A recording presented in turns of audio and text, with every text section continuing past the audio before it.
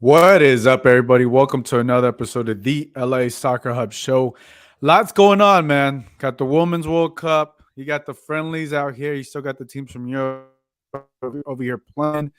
Obviously, Leagues Cup has started. There's been quite some surprises. Chivas getting smacked around by FC Cincinnati.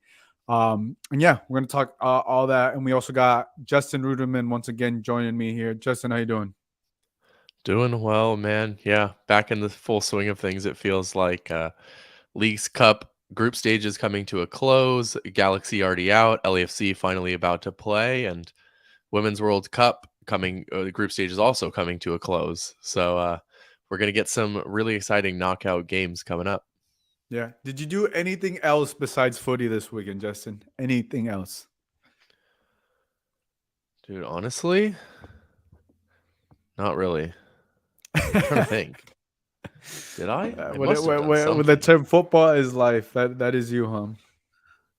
Yeah, no, I mean that's what you have to. I mean, we went to three. Or I went to three games in the past week, right? With the Soccer Champions Tour.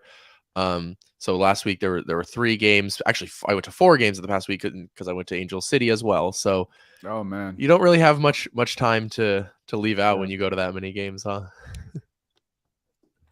No, yeah, but I think the game of you and I were at Barcelona versus Arsenal.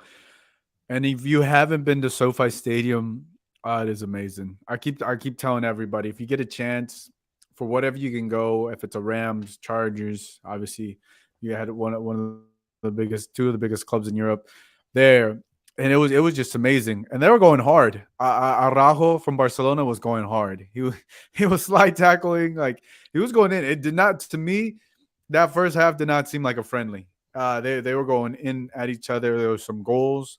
What did the score ended up being 4-3 or 4? I Five forgot what three. the 5-3. Yeah, what the final score was. That was amazing. That was exciting. I think this was your first time watching.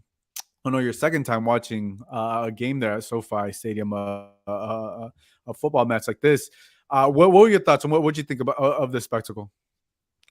Yeah, I mean, I've been to SoFi a couple times. Once for a Charger game, once for that last year for the League's Cup showcase, in which we saw a couple games there between the Liga MX and MLS teams to kind of preview this tournament that we're now seeing this year, right? And so this was a great spectacle. I think 70,000 fans matched the attendance at the Rose Bowl as well. So another huge attended game, and yeah, it was an incredible game. As you say, it didn't feel like a friendly, excuse me. Um it was, tackles, fouls left and right, yellow cards, a couple scuffles if I remember correctly. And Xavi after the game, of course, the Barcelona manager was a little bit upset about it. It seemed he was saying somebody asked him, did you expect that type of intensity? And he said, "Yeah, I expected that intensity from my team, but not from Arsenal." So he was saying maybe that they crossed the line a little bit, I think. Um, Really? yeah, so I don't know, but I it felt was like interesting because it Barcelona because got it because going. our They were the ones that got it going.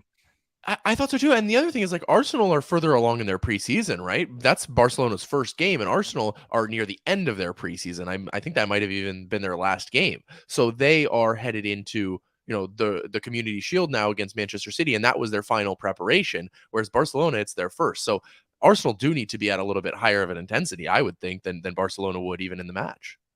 Yeah, no, it was even like the I got to go down. I got to talk with even with like there was like a cop there. He's like, man, this feels like this game's so intense. He's like, isn't this just like the friendly? Because he knew a little bit about footy, and I was like, yeah. I was like, this ain't no friendly. This is definitely not a friendly. They're going at it. And that man, they had a couple bangers. I think it was a Rafinha. He had one who hit off the wall, and like anytime you get to see the celebration at SoFi Stadium when it's that packed and that many people and that many fans and just the crowd and everything, it's amazing just to watch. It's amazing just to feel, even if it is a friendly, because it didn't feel that way.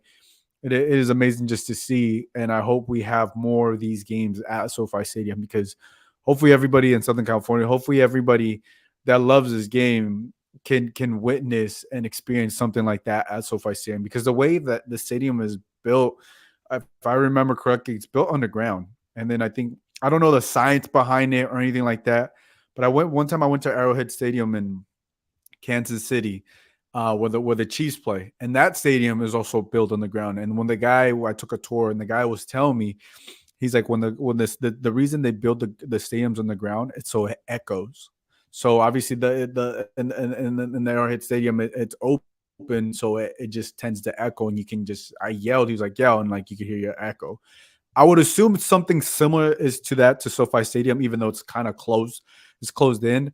And it just feels like when my brother went first time, he was like, "It is so loud in here," and I don't think people realize how loud it could get. It gets into SoFi Stadium, and that has to do with the stadium built on underground there too. Because yeah, if you come in from one section, you could be above, and then you can completely leave another section. You could be below it. It's kind of unique how the stadium is built and how it is. Because the first time I went there, like a couple of years ago, I got lost just getting in and out, and they're like, "No, you got to go out there, and you got to climb up these stairs." It's like it's a whole different thing. But now I definitely know my way around that stadium. But yeah, I don't know if you've noticed any of those things at SoFi Stadium, Justin.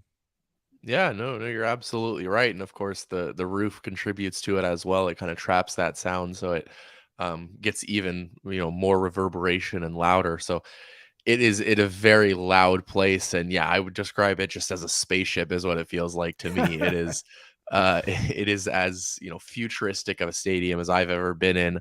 And it is, yeah, just an incredible sight. It really is. I'm amazed. And the video board, that video board is That's the best. It's one of the best incredible. things. It's unbelievable. I mean, it's for those who don't know, it's just like a giant circle that has video for every inch of wherever you're sitting, right? In the stadium, you have a video board that you can look at. Even if you're in the top back corner, there's a video board. It might be a little bit smaller, but you can see it. Yeah, no, that video board is, I think, is what takes it over the top, and to me, that's why I feel like it's the best stadium that we have in this country, maybe in the world. I haven't traveled to almost every single stadium, but that one is just unique in the way you stand it. Even if you're up above, it still doesn't feel like you have a bad seat in the bad seat in the stands because of that video board and how it shows everything, and how the displays the replays or their in-house games going on. It makes it feel like you're there, even though you're sitting a little further up. Yeah, well, I mean, that place is huge. So when you are up at the top there, you notice you're at the top, but as you say, you can always, have that video board. So it if you, need a closer up of something, that video board will provide it. Yeah. Well, yeah, no, I know you had a chance to go to a couple other games. I think also like Juventus and AC Milan were in town. I didn't go to that game. But what was your experience? Because I know that was big. You had obviously Weston McKennie versus Pulisic, Christian Pulisic, and I know a lot of U.S. men's national teams fans were there. How's that expect in that down there in Carson at Dignity Health Sports Park? Yeah, well, it was all three of the Americans on the team are on the field, right? Pulisic, and then McKennie and Weah from Juventus. So it was really good to see all of them on the field. And that's why I thought there would be more fans, right? There actually weren't that many. There were fewer than 20,000 people at Dignity Health Sports Park for this game. And you think of that compared to the 70,000 that they drew at SoFi in the Rose Bowl. Obviously, it's a little bit different when you're playing, when you're Barcelona or you're Real Madrid. But these are American superstars, and these should be the guys that should be able to draw in the United States. And AC Milan's, I don't know if it was their president, somebody said that LA is their third biggest market in outside of Italy. So it should be a place where Milan should be able to draw fans. And now they've also added Yunus Musa, according to Fabrizio Romano, waiting for the official announcement, but should be done. And so that's a huge addition as well next to Christian Pulisic, excuse me, where now you're going to get more U.S. fans, including myself, tuning into those Serie A games because you're going to see more and more U.S. players in those games, and I think it's a real incentive. Now, I do think there's a high likelihood Weston McKennie leaves Serie A before the window closes, but that I will be watching more Serie A this season than I ever have. Yeah, no, it's just going back to your point. It's interesting too because like AC Milan, Juventus, obviously they were the biggest teams in Italy, but it also, when I look at these games and what they are, I think when you're so obviously it's hard to be. Not every team is going to be a Barcelona or Real Madrid to draw in those fans. I also kind of think about it this way too. It's like you also need for these friendlies here in America, you also need a good dance partner to draw in fans to want to go. And I just when I saw that game, yes, obviously you got the U.S. men's national team. Obviously, I'm not a fan or anything, but like I just outside looking, I just didn't feel like it was a good enough intriguing matchup, right? Like obviously, like Barcelona Arsenal, that's just a give me, right? That makes obviously a lot more sense, and I feel like maybe not everybody. Not there's gonna be games that right they're gonna draw like this, but I think you also need like another dance partner. Like I'm not gonna remember the whole schedule or anything like that. Maybe like obviously a Man U would have drawn more fans versus AC Of Milan and stuff. course. But look, I think you're gonna get certain games that are gonna get like this. But I think that's just thing of the what the soccer torch championship, or I forget what it's called. You are going to get a couple of these games in because there are people are going to go to the El Clasico, the Real Madrid Barcelona ones, and there are going to be some of these games. And I almost kind of wonder if they go to even smaller venues, like even smaller than Dignity, to feel to have that feeling be more intimate. Yeah, I don't think they go anywhere smaller than Dignity. I think that, I mean, I don't remember the But entire when you schedule when off the you top of can't my sell head, but when you that's got can't to be the sell it out, smallest. No, but that's got to be the smallest game of their tour, right? Because normally, like you're talking about the Real Madrid versus Milan game at the Rose Bowl, right? They drew 70,000, but 65 of those people were Real Madrid fans, right? There were very few Milan fans at that game, so it was only able to draw that many and be in a stadium that large because it's Real Madrid. It's the biggest club in the world. And same thing with Barcelona at SoFi. Now Arsenal are more popular in the United States probably than either Milan or Juve, but um, it's very telling to me that Serie A has a lot of work to do within the United States, especially when it comes to these Americans that you should easily be able to market, and they couldn't draw more than 20,000 fans. It was well under. I think they would have done well in New York, New Jersey, where you have more Italian Americans or just For Italians. sure. Like, yeah, I think maybe moving forward, maybe you don't see Italian. Not saying that they can't come But here, that's but I why I think was if you want to draw them, you got to do it in New York. You got to do it in New Jersey or that's why I brought up Philadelphia. what the Milan president said, or I'm pretty sure that's who it was. I can't remember exactly, but he said that LA is their third biggest market outside of That's Milan, so crazy. or outside I of wonder how they Italy. tracking that because I mean, I'm when sure you like said that, I was like, how is New purchase York not number one? One's like in the States, how's New York Yeah, now yeah, I one can't of, remember. Maybe it is one. Maybe it is one or two. I can't exactly remember what they were, but I just remember hearing that because I was surprised that LA was such a big market for them worldwide, and they still couldn't draw these type of large numbers. But yeah, if you're interested, definitely look it up because I can't remember the exact quote that he had. yeah, I mean, they got to do New York. I'm pretty sure you're gonna draw a lot more fans if they play New York, and it's just hard to be like Arsenal. I think Arsenal will do just fine. Man United will just do just fine. These are teams that are Borussia Dortmund. Maybe that's another team that'll probably struggle. I mean, they Depending. played. Yeah, I Um, mean, again, that's dance partner, right? Because when they play Man yeah, United, it's Man United will bring in that's a, fans, that's but a they played yeah, San that's a Diego perfect. Loyal. They played San Diego Loyal at Snapdragon. Like they're not drawing fans to that. You know what I Yeah. mean? So it just doesn't make sense in certain cases. So Yeah, this can be. I think once you understand the demographics, maybe they do, maybe they don't. Maybe they just wanted to be in LA, and that's the thing. Like you can't blame them. Obviously they just want to be out here. But yeah, I think I was surprised by the limited amount of fans, and also too, there's so much going on too that I almost kind of wonder like these games during the week are a lot tougher. But I think, like I said, like the Barcelona Arsenal, you could have had that game on a Monday, Tuesday. That's one game people are gonna go regardless. Like it doesn't matter. But yeah, no, I'm glad these European teams are able to come out here and make it out here. Let's shift our focus over to Leagues Cup. Obviously, Leagues Cup's going on. I think today's the final day of group stage before we have the full bracket. I think we already have a little bit of the bracket going on. But overall, what stood out to you? What was kind of surprised you in these games that's happened so far? I think it's been a very good tournament so far, and I think people are getting more and more interested. And I said this when we did the podcast before the Leagues Cup started, that I think people will become more and more interested as it goes on, and be more interested than they may be expected to be. Because I know there was a lot of criticism or skepticism about the tournament heading in, which is fair enough for any new tournament, but. I think it's a good tournament, and I think what we're seeing here is that we've known for a while that the Liga MX teams at the top, the very best, generally beat the very best of MLS, and that's been the case for a few years, and we see that in CCL, right? But what we never see is the bottom competing against the bottom or the middle against the middle, right?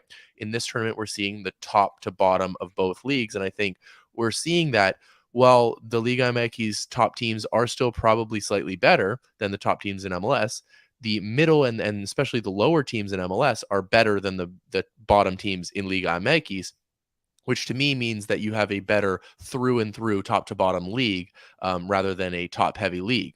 And so I think it's an interesting thing that we wanted to see, and that's what I've seen so far. We'll definitely see it more in the knockouts when they have everything on the line going head to head in these type of matches. But yeah, I think it's very entertaining and good from both sides. I think one thing we can all agree on that needs to be changed in the future is games need to be played in Mexico and Canada as well. They cannot be just in the United States.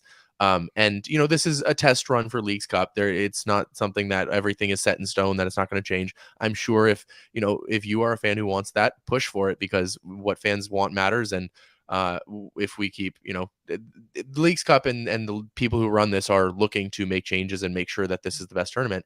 And if playing games elsewhere is the best way to promote it, they will do that. So I think that can definitely change in the future. And I hope it does. Me too. Me too. And maybe it's just the first time doing this, and also like it's a sense of also like the traveling, the logistics. Maybe they have to extend it a little Of bit more course. than 1 month. But I like that. I really like the idea, like having those games down in Mexico. Obviously, you and I, we went to Guanajuato and Leon. Mexico played Leon, and this experience just to feel how hostile it was, and just like I liked it. Like I liked how it felt and how it was, and just being there. I think also it just makes the tournament that much more intriguing, right? And obviously, like this is the first test And run fair. and everything, and fair, yeah. Because like, look, if all the all the teams are here, all the Liga MX teams are playing away, essentially. There is going to be like, well, like the MLS does have an advantage, and they do. They do, because they're playing at home. They're playing in the comfort of their home. Hmm. And they don't have to step out. They don't have to go play anywhere else. But I also think it's a money thing too on that aspect. They're able to, Oh if you yeah. play more games in the US, you're going to make more money But here that's the opposed thing, to is having like, those. look at the Juarez Mazatlan game in Austin, right? I mean, there's no reason that Juarez and Mazatlan should be playing a game at Q2 Stadium in Austin and drawing 200 fans. You're not making money from that. I mean, they genuinely drew 200 fans for a Yeah, I game. don't think they depend on that. I think that's like that's No, a I wash. I get it. I Yeah. think I think travel and safety are definitely the main two reasons that they don't do it. But I think that when you think of atmosphere and fairness and promoting, the excitement of this tournament, those things probably outweigh the other two, in terms of trying to, have games in Mexico. And I think that should be done. And I think it probably will be, but we'll have to wait and see.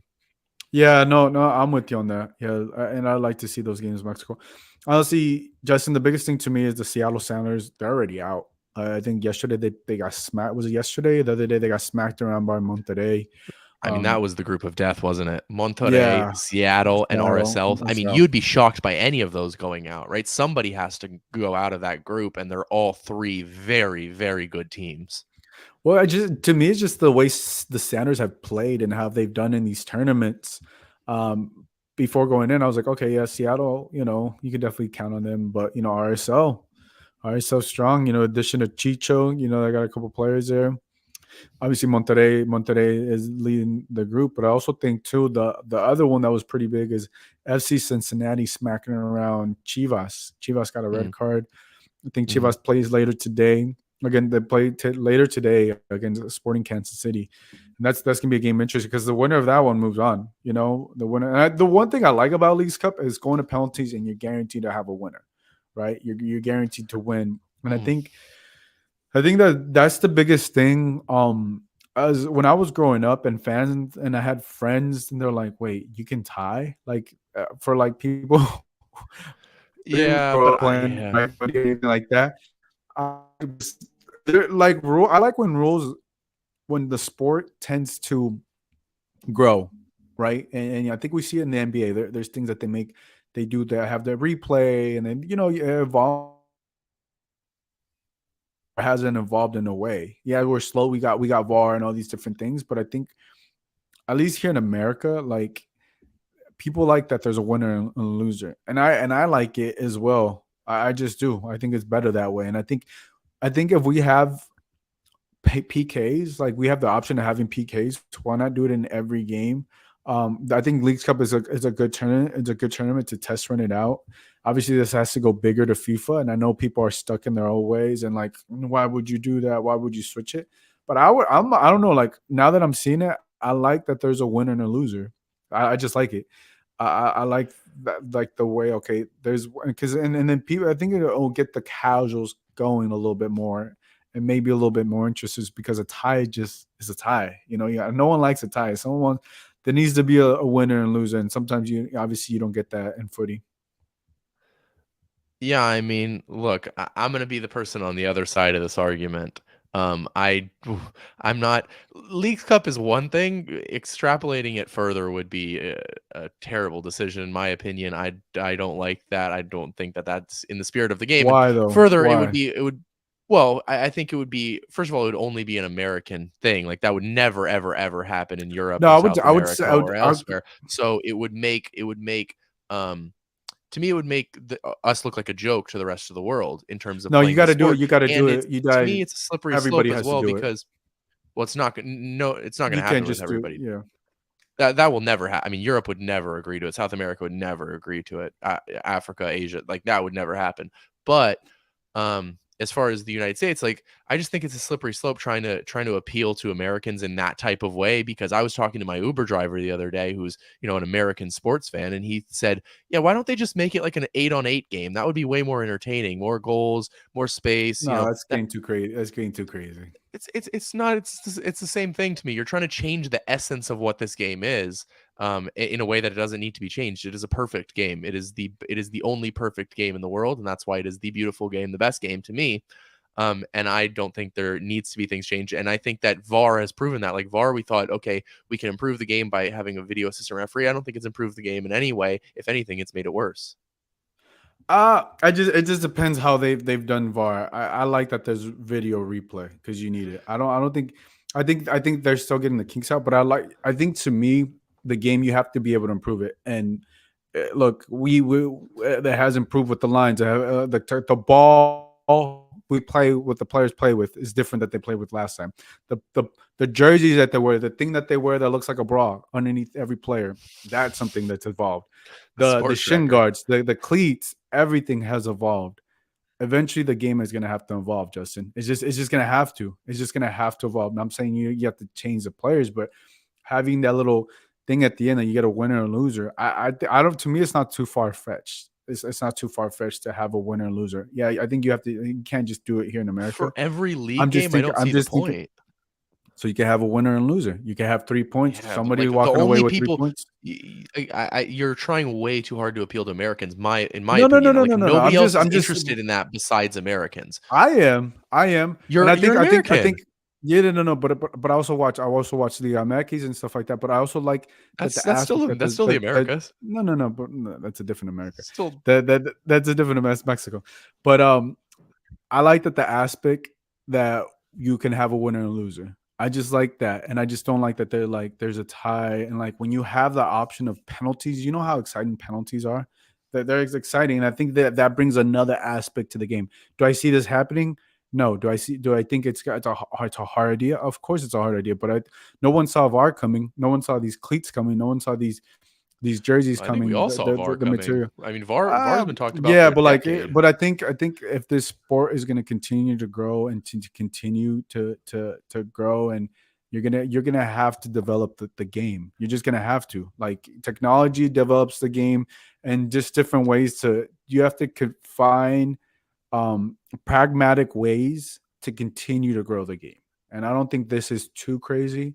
Now, obviously, it's not my Look, decision or anything like that, but I think as an overall whole, like you need to start thinking of ways of growing the game because if not, like it's going to slowly start to get stagnant and all these different. You have to be able to try these different things, and I think it's a big thing, and it's like I think obviously for FIFA to kind of overdo, but I think I like that they're doing this in Leagues Cup because I'm like, I've never thought about I'm like, okay, I like that. That's a good idea. Because someone else around the world is watching that and we're like, what if we did that? Okay, what if we did that? It's a good test run. Like I really like it. And I find it more enjoyable to watch PKs because we saw like who missed the PK. I think was it Hector Herrera must have missed a PK and stuff. Like, it just brings that much more intensity to it. And I think and I look, I'm rambling on here, but I think it's very appealing, not just to Americans, but I think traditionalists and people that like, oh, get off my grass and get off my lawn, they're not gonna like it. They're not gonna want to change the ways. But the more you start to see it, the more like, why not? Why not, yeah. Justin? Why not? No, I think it's definitely an interesting proposition for Leagues Cup. I would not like to see it incorporated elsewhere, but I think that this is why it's great to have this discussion, on this platform because it's like maybe fans would be interested, right? We're two people who see it from the media perspective, maybe a little bit more than the fan perspective at times. So it's maybe there's people listening and saying, Justin, what are you talking about? Gio's right. This would be so much more interesting. You know That's what I mean? exactly what they're saying. That's exactly what they're saying. And maybe they're saying the opposite, right? But they got to let us know because No, I am yeah. interested. Let us Yeah, I'm know. not Let us listening to know. those people. I'm gonna be one of those. I'm not listening to them.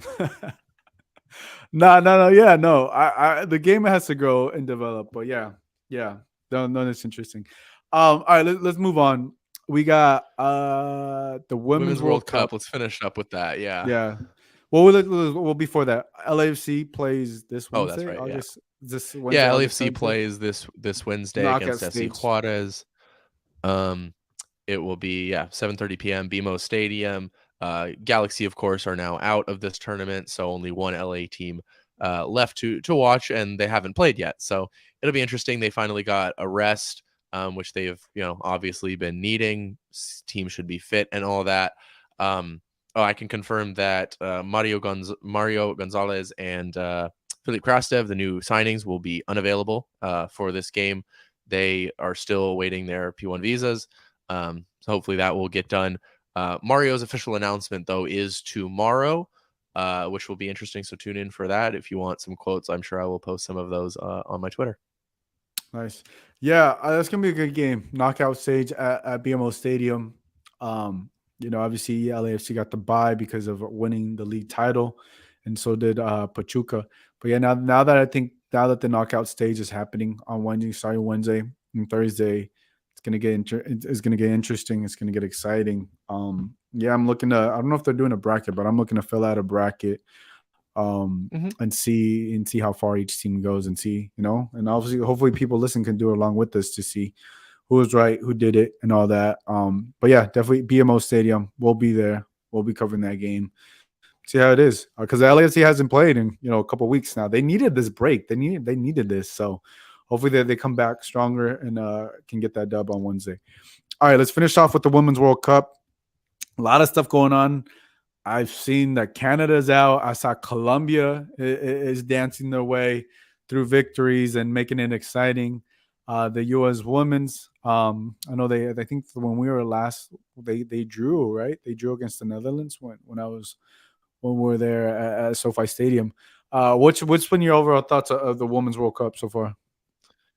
It's been great. It's been really, really fun and entertaining. Obviously, some of the times are difficult, especially when I'm attending other games, but we do our best. I obviously those U.S. games and the U.S. game tonight for winning that group for qualification. They play Portugal tonight at midnight Pacific, so definitely tune in if you're able to at that time. If you're in LA, Angel City is hosting some watch parties. Check those out on their social media. I will be at one of them. And yeah, I think it's just been a really good tournament. I mean, Japan like smacked Spain 4-0 last night, which was an incredible game, incredible result for them. They look, unstoppable. We've had, upsets here and there. We've had just really entertaining tournaments, some incredible goals. by Caicedo for Colombia. That was an unbelievable, probably Mm. goal of the tournament thus far.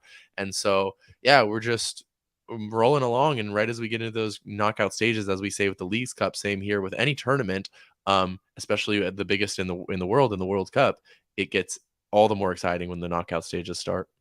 Yeah, and women get feisty too. They get feisty too. So no, Yeah, no, this it's good because yeah, the end of the group stage to me is basically a knockout stage for a yeah. lot of teams. You know what I mean? So this Portugal game is it's a very big one for how the U.S. progresses, and the U.S. finishing first versus second is actually, it's funny because obviously you want the U.S. to finish first for seeding reasons and to get the easiest route to the final, but for timing reasons, the second place would be better for a lot of Americans who would actually be able to watch it at a normal time at night rather than the middle of the night for their upcoming knockout Oh, matches.